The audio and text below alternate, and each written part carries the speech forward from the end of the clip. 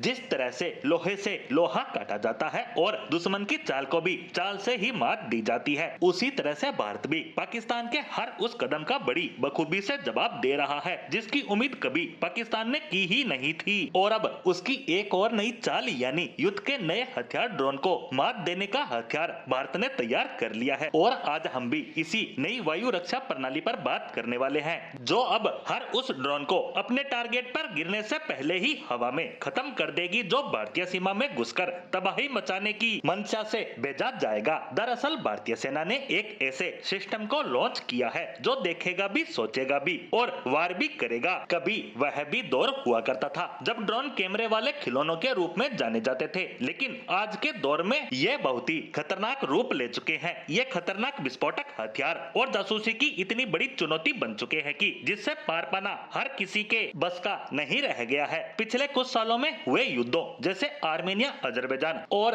रूस यूक्रेन युद्ध ने इसकी उपयोगिता और इसकी काट के बारे में पूरे विश्व को सोचने पर मजबूर कर दिया है। वहीं भारत के दृष्टिकोण से देखें तो पहलगाम हमले के बाद हुए ऑपरेशन सिंदूर में ड्रोन के उपयोग ने भारतीय सेना को समझा दिया कि जमीन से 10,000 फीट ऊपर का इलाका अब नई जंग का मोर्चा बन चुका है। और उसके बाद तो सेना ड्रोन को लेकर और ज्यादा सतर्क हो गई है और ड्रोन हमलों को रोकने के लिए डिफेंस सिस्टम सक्षम पर काम शुरू कर चुकी है। इसके नाम की बात करें तो सक्षम यानी situational awareness for kinetic soft and hard kill assets management, मतलब हर खतरे पर नजर, हर हमले का जवाब, हर ड्रोन का अंत। इसे भारत इलेक्ट्रॉनिक्स लिमिटेड गाजियाबाद ने बनाया है जिसमें भारतीय सेना का भी सहयोग रहा है। ये सेना के सुरक्षित आर्मी डाटा नेटवर्क यानी एडीएन पर चलता है, यानी कोई हैकिंग और जासूसी भी नहीं कर सकता। ये ऐसा ग्रिड सिस्टम है जो देश भर में लगे अलग अलग सेंसर्स, रडार और हथियारों को एक साथ जोड़ता है। ये रियल टाइम में दुश्मन के ड्रोन को पहचानता है,